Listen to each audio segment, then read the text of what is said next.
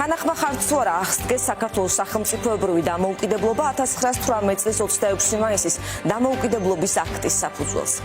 34 წლის წინ ამ შეკითხვას საქართველოში 3.300.000-ზე მეტმა მოქალაქემ უპასუხა, დიახ შემოხაზა 99%-ზე მეტმა.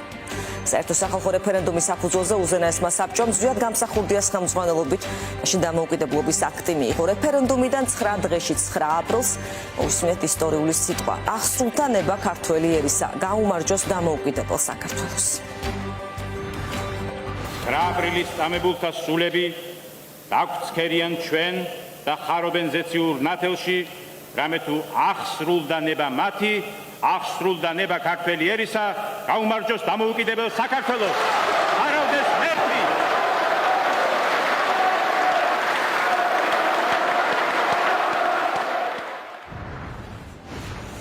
ამ შემდეგ იყო რთული 34 წელი, სულ 4 ომი რუსეთის პირდაპირ მონაწილეობით ან პროვოცირებით. საქართველო ამ თარიღს ხვდება დარღვეული ტერიტორიული მთლიანობით და მორიგი ეგზისტენციალური საფრთხით. ამ რთული გზის ფონზე 2024 წლის 28 ნოემბერს ოცნების პრემიერმა შეჩერებულად გამოაცხადა ევროინტეგრაცია. მივიღეთ გადაწყვეტილება 2028 წლის ბოლომდე დღის რიგში არ დავაყენოთ ევროკავშირთან მოლაპარაკებების გახსნის საკითხი. ასევე 2028 წლის ბოლომდე უარს ვამბობთ ყოველგვარ საბიუჯეტო გრანტზე ევროკავშირის მხრიდან. ამ დღეს იყო ჯერ პუტინის განცხადება, 1 საათიანი შუალედით კი ოცნების პრემიერის ეს განცხადება, რომელიც ქუჩაში მასობრივი დემონსტრაციების დაწყების მიზეზი გახდა. ამას მოჰყვა დემონსტრანტების სასტიკი დარბევა, ფიზიკური ანგარიშწორება, ცხვირპირის დალეწვა, დაპატიმრებები. ამით ძალაუფლებაში მყოფმა ოცნებამ გვაჩვენა, რომ ყველაფერზეა წამსვლელი. შემოიღო შეკრებისა და გამოხატვის წინააღმდეგ დრაკონული კანონების მთელი წყება. კოლოსალურად გაზარდა ჯარიმები. პირველად საქართველოში გვყავს ჟურნალისტი ქალი პოლიტპატიმარი. დღეს დაიწყო მზიამაღლობელი საქმის არსებითი განხილვა. ჩვენ გვაქვს ასეთი პოლიტიკური რეალობა პირველად დამოუკიდებლობის გამოცხადების შემდეგ, როდესაც ამერიკა საქართველოს სტრატეგიული პარტნიორობა შეჩერებულია. რა გამოწვევებით ხვდებით რეფერენდუმის დღეს, რა თქვეს დღეს ოცნებაში? თამამად შეიძლება ითქვას, რომ დღეს საქართველო არის დამოუკიდებელი და სუვერენული, როგორც არასოდეს განაცხადა ირაკლი კობახიძე. ამ დამოუკიდებელ და სუვერენულ ქვეყანაში კი ივანიშვილი გეგმავს და დღეს პარლამენტში აინიცირებს კანონ პროექტს, რომლის მიხედვითაც ქვეყანაში ოპოზიციური პარტიები მალე არაკონსტიტუციურად გამოცხადდება. ამავე კანონის თანახმად მათ აეკრძალებათ არჩევნებში მონაწილეობა. ოცნება გეგმავს ასევე მაუწყებლობის შესახებ კანონში ცვლილებებს, კანონიერს ხდის სახელმწიფო ცენზურას. დღეს ერთპარტიული პარლამენტი ასევე განეხილავდა ამერიკულ ფარას, ქართულ ანალოგს, რომლის მიღების შემდეგ საბოლოოდ ანადგურებს ეს კანონი სამოქალაქო საზოგადოებას ქვეყანაში. ივანიშვილის სუვერენული ქვეყანა ასეთია პოლიტიკური ცხოვრება კრიტიკული მედიის, ოპოზიციის, სამოქალაქო საზოგადოების გარეშე. დღეს ოცნების დეპუტატმა დავით მათიკაშვილმა გითხრა, რომ მიმართავენ საკონსტიტუციო სასამართლოს ნაციონალური მოძრაობის ასაკრძალად და პარალელურად დააინიცირებენ პროექტს სხვა პარტიებისთვის. ოცნება მათ ხან ნაცმოძრაობის მემკვიდრეებს უწოდებს, ხან ანასხლეტებს, ხანაც სატელიტებს და ყველას გაუქმებით ემუქრება. პარტიის აუცილებელი წინაპირობაა, რომ პოლიტიკურ პარტიებად შენიღბული სინდიკატები, ფაქტიურად დანაშაულებრივი სინდიკატები, რომელთა საქმიანობის სფეროში შედის ქვეყნის ტერიტორიული მთლიანობის დარღვევისკენ მიმართული ქმედებები, ომის პროპაგანდა, შუღლის გაღვივება და ასე შემდეგ, მოხდეს მათი ჩამოცილება პოლიტიკური ავანსცენიდან. ჩვენი ვალდებულებაა, რომ საკონსტიტუციო სასამართლოს სარჩელის წარდგენის გზით მოვითხოვოთ ისეთი პარტიების საქმიანობის აკრძალვა, რომელიც ამ მავნებლურ დანაშაულებრივ საქმიანობას ეწევა. არსებობს შესაძლებლობა იგივე პირებმა, იგივე წესდებით, იგივე მიზნებით სხვა სატელიტი პარტიების შექმნან, ამიტომაც საკანონმდებლო დანაწესი გავრცელდეს ანალოგიურად აკრძალვის შესაბამისი ნორმები. ოცნება საბაბად ასახელებს აგვისტოს ომში დანაშაულს, ეს დასკვნა ჯერ კომისიას არ დაუდია, მაგრამ რა საჭიროა დაელოდო კომისიას, რომელიც ზუსტად იცის რისთვის შექმენი და რა დასკვნა უნდა დადოს. აგვისტოს ომზე არსებობს საერთაშორისო სასამართლოს გადაწყვეტილებები, სადაც რუსეთის პასუხისმგებლობები არის გამოკვეთილი, მაგრამ მამუკა მდინარაძეს ეს ხელს არ უშლის თქვას, რომ დადგინდა თითქოს რომ ცეცხლის გახსნის ბრძანება სააკაშვილმა გასცა 2008 წლის 7 აგვისტოს 23 საათსა და 45 წუთზე ამას თავად დავალების მიმღები გენერალი გოგავაც ადასტურებს, ეს დინარაძის Facebook პოსტიდანაა. მეორე ნაციონალურმა მოძრაობამ ინფორმაციის არსებობის მიუხედავად არ გააფრთხილა კოდორის და ცხინვალის რეგიონის მოსახლეობა, რითიც სიკვდილისთვის გაწირა საკუთარი ქვეყნის ათასობით მოქალაქე.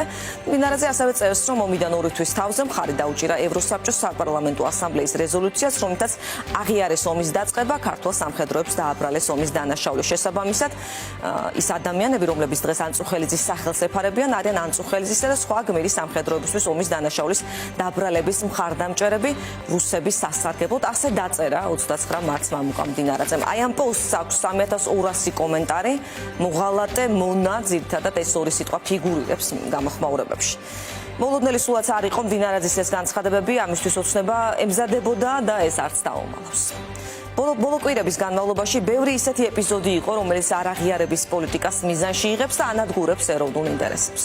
წულუკიანის და კომისიაზე დაბარებული გენერალ ყურაშვილის საუბრის ეს ეპიზოდი ყველა კითხვას ცემს პასუხს, რა სურს ოცნებას, რა სურს ივანიშვილს, რისთვის ჭირდება ეს კომისია. ამ ეპიზოდში წულუკიანმა ყურაშვილს კითხა, რატომ დაიბომბა ქართული მხრიდან ცხინვალი, თუ იქ საცეცხლე წერტილი არ იყო. აქ უნდა დავაკვირდეთ კითხვის ფორმულირებას, დაიბომბა თუ არა კი არა, არამედ რატომ დაიბომბა. ასე სვამთ შეკითხვას წულუკიანი. ყურაშვილმა განაცხადა, რომ ქალაქი ცხინვალი არ დაუბომბავთ და ეს რომ ასე ყოფილიყო, მოწინააღმდეგე მხარე ამ ფაქტებს წინ დაუდებდა სასამართლო დავებში. მოვისმინოთ ეს კითხვა-პასუხი. წეღან თქვენთვის და გუშინ ზაზა გოგავამაც დაადასტურა, რომ ცხინვალში საცეცხლე წერტილი არ იყო. რაც არ იყო ის მოქმედებაში ხო ვერ მოვიდოდა თუ მოვიდოდა? რაც არ არსებობდა ის შეიძლება მოვიდეს თუ მივა იქიდან ვიღაცა და არის დახურული, რომელიც წინასწარ შეიძლება იცოდე და რუქაზე კონდეს დატანილი, არის რომელიც უცაბედად შეიძლება აღმოჩნდეს, იმიტომ რომ მოწინააღმდეგის ჩანაფიქრში არის ისე მასკირებული, რომელსაც მოწინააღმდეგე ვერ პროდეს შეიძლება ამის. ცხინვალზე ცეცხლის გახსნა. დიახ. სადაც საცეცხლე წერტილი არ იყო, რას ემსახურებოდა. სხვათა შორის ხშირად ის თქვენი ისტორიული განცხადება. ამ ცეცხლის ფონზე წარმოგვიდგენენ ხოლმე ჟურნალისტები. ეს თუ ის ცეცხლია, როგორც დასტურდება, ხო? და იქ საცეცხლე წერტილი არ იყო. რას უშენდით ჩვენ ამ ცეცხლებს მაშინ? კულსირეთი კვერნეთი შეიძლება ჩაითვალოს. კულსირეთი კვერნეთი ზედდაყურებს. აი თუ ვიზუალურად გახედავთ, აქედან იტყვით რომ ეს ცხინვალი არის. აი კუსტვაზე რო იყოს ახლა საუბარი. კუსტვა. ხო, ანუ ცხინვალის ერთ-ერთი რაიონია. კუსტვა თბილისის ერთ-ერთი რაიონია. აი ესე დაყურებს. ამას სპეციალური გამოხმაურება მოყვა დე ფაქტო სამხრეთ ოსეთიდან. ცხინვალში იმედოვნებენ, რომ აგვისტოს ომის ქართველი დამნაშავეები დაისჯებიან. მოგვიანებით ტელეგრამ არხებზე გამოჩნდა მოწოდებებიც ქართველი სამხედროების ექსტრადიციის გადაცემის მოთხოვნის თაობაზე. წულუკიანის კომისიამ დღეს გააგრძელა მუშაობა სხდომაზე დილიდან მივიდა ემზარ კვიციანი. მისი პოზიცია აგვისტოს ომთან დაკავშირებით სიახლე არ არის, ის წლებია წინა ხელისუფლებას ადანაშაულებს ომის დაწყებაში პუტინთან შეთანხმებით. პირველი აგრესია, მან ტევ პირველი ჟურნალისტის მიმართ გამოავლინა კომისიის სხდომაზე შესვლამდე. საქართველოს წინააღმდეგ აპირებთ ჩვენების მიცემას? თქვენც ფიქრობთ, რომ ომი საქართველოს დაიწყო? ომი დაიწყო რუსებმა. ამას ეტყვიცია წულუკიანს გაფრინდა? დიახ, რუსეთმა დაიწყო თავისი აგენტი სააკაშვილის ხელით. არ უსმენთ იმ განცხადებებს, რომელსაც ყოფილი სამხედროები, მოქმედი სამხედროები აკეთებენ? საქართველოს არ დაუწყია ომი. რუსეთმა დაიწყო სააკაშვილის ხელით. გაიგე? სააკაშვილი საქართველოს პრეზიდენტი იყო. ემზარ კვიციანი იყო სამხარე ორწმუნებული კოდორის ხეობაში, ხელმძღვანელობდა გასამხედროებულ ჯგუფ მონადირეს. 2005 წელს თავდაცვის მინისტრმა მონადირის დაშლის გადაწყვეტილება მიიღო. 6-ში კი საპოლიციო ძალებმა კვიციანის მომხრების განიარაღება შეძლეს. კვიციანი რუსეთში გაიქცა. მას შემდეგ და ქვეყანაში ოცნების ხელისუფლებაში მოსვლის შემდეგ დეპორტაციით დაბრუნდა 2014 წელს. დღეს სხდომაზე ყავდა დაბარებული კვიციანის გარდა გიორგი კაპანაძე, მარიამ რატიანი, გიორგი თარგამაძე და გიორგი კანდელაკი. ფორმულას დირექტორის მოადგილემ და ჟურნალისტმა გიორგი თარგამაძემ ამის შესახებ საინფორმაციო სააგენტოებისგან შეიტყო და გუშინ საავტორო გადაცემაში გამოეხმაურა. თქვა, რომ არ აპირებს კომისიის მუშაობაში მონაწილეობა, სანამ გიორგის გამოხმაურების შესახებ გეტყოდით, კიდევ ერთხელ ნახოთ, როგორ გამოეხმაურა უკვე დღეს წულუკიანი გიორგი თარგამაძის გადაწყვეტილებას. ბატონი გიორგი თარგამაძე და ბატონი გიორგი კანდელაკი ჩვენი კომისიის მიერ მოწვეულ პირთა სიაში ფიგურირებენ იქიდან გამომდინარე, რომ სხვა ნაციონალური მოძრაობის დეპუტატებთან ერთად ესენი სწორედ ის დეპუტატები არიან, რომლებმაც 2008 წელს სტრასბურგში ევროპის საბჭოს საპარლამენტო ასამბლეაზე ქართულ ჯარს დააბრალეს ომის დანაშაულის ჩადენა. თუ დღეს არ მოხერხდა მათი მოსმენა, მომდევნო დღეებში შევთავაზებთ ახალ თარიღს. გაგახსენებთ, რას მოყვა წულუკიანის ეს განმარტება, არ მინდა მოსკოვის და ცხინვალელი სეპარატისტებისთვის სასიამოვნო და ქართული სახელმწიფოებრიობისა და მისი ტერიტორიული მთლიანობისთვის ძირგამომთხელ სპექტაკლში აღმოუჩნდა ჩართული, ასე თქვა. დროებაში გიორგი თარგამაძემ და კომისიაში დაბარებას ჟურნალისტურ საქმიანობაზე ზეწოლა უწოდა. 2008 წლის ომის ეროვნულ თუ საერთაშორისო სამართლებრივ და პოლიტიკურ დონეზე მიღებული გადაწყვეტილებების რევიზიის მიზნით შექმნილ პროცესში მონაწილეობას არ ვაპირებ. დიდი სურათის გარდა რეჟიმის ამ ნაბიჯს პერსონალურ დონეზე ჩემს ჟურნალისტურ საქმიანობაზე ზეწოლის მოხდენის მცდელობად მევიჩნევ. საერთოდ გაუგებარია რისი გაგება სურთ ჩემგან, რასაც ლამის ყოველდღე სატელევიზიო ეთერში არ ვამბობ. თუმცა თუ რამ განსაკუთრებული ინტერესი გაქვთ და ჩემი მოსაზრება აინტერესებთ, მიმართავ მათ კიდევ ერთხელ, რომ მობრძანდნენ სატელევიზიო ეთერებში. გიორგი თარგამაძე იქნება ცოტა ხანში ჩვენი გადაცემის სტუმარი, მასთან ერთად ვრცლად ვილაპარაკებთ. ივანიშვილი დიქტატურის გასაფორმებლად ემზადება, სადაც არავინ დაუსვამს კითხვას, რატომ მიდის სახელმწიფო ინტერესების წინააღმდეგ, პირად და პოლიტიკურ ინტერესს, რატომ აყენებს სახელმწიფოზე სამშობლოზე მაღლა, რატომ უნდა მოუხადოთ ბოდიში მათ, ვინც ეთნიკური ნიშნით გვდევნი და ვინც გაგრაში ქართველთა მოჭრილი თავებით ფეხბურთი ითამაშა, მათ ვინც ქართველი გოგოების გაუპატიურებაში მონაწილეობდა. ჩნდება ერთი ლოგიკური კითხვა, რისთვის დაიღუპნენ გმირები? რისთვის დაიღუპა გიორგი ანწუხელიძე? ეს არის ვიდეო, სადაც მისი სიცოცხლის ბოლო წამებია ასახული. გიორგი ანწუხელიძე ოკუპანტებს წრეში ხავთ მოქცეული და მას რიგრიგობით ურტყამენ ფეხებს კეფასა თუ ზურგზე. ოკუპანტები ანწუხელიძეს აიძულებდნენ მიწისთვის ეკოცნა, თუმცა 23 წლის გმირის გატეხვა ვერ შეძლეს. საბოლოოდ ის უსმა სეპარატისტებმა ცემით მოკლეს და ოკუპირებულ ცხინვალში დატოვეს. ერთ-ერთ ინტერვიუში ანწუხელიძის ცოლმა მაკა ჩიკვილაძემ თქვა, რომ მას ეს ძალიან მძიმე ვიდეო ნანახი არ აქვს, ვერ შეძლო. ის იყო 23 წლის, როდესაც მისი ქმარი სეპარატისტებმა და ოკუპანტებმა მოკლეს. სწორედ ამიტომაც მივიღეთ გადაწყვეტილება ეს ვიდეო არც ჩვენ გვეჩვენებინა. აგვისტოს ომში დაღუპული ოჯახებისთვის ყველა ის ქმედება, რომელიც მათი სიცოცხლის დისკრედიტაციას ისახავს მიზნად, შიშველ ჭრილობაზე მარილის მიღრა. პროცესი, რომელიც პარლამენტში მიმდინარეობს, სწორედ ასეთია, რამაც ანწუხელიძის ცოლს დუმილი დაარღვევინა. სტატუსი, რომელიც გუშინ გამოაქვეყნა, სავსეა ღირსებით. ის სვამს შეკითხვას, ვის უნდა ეს, ვის სჭირდება?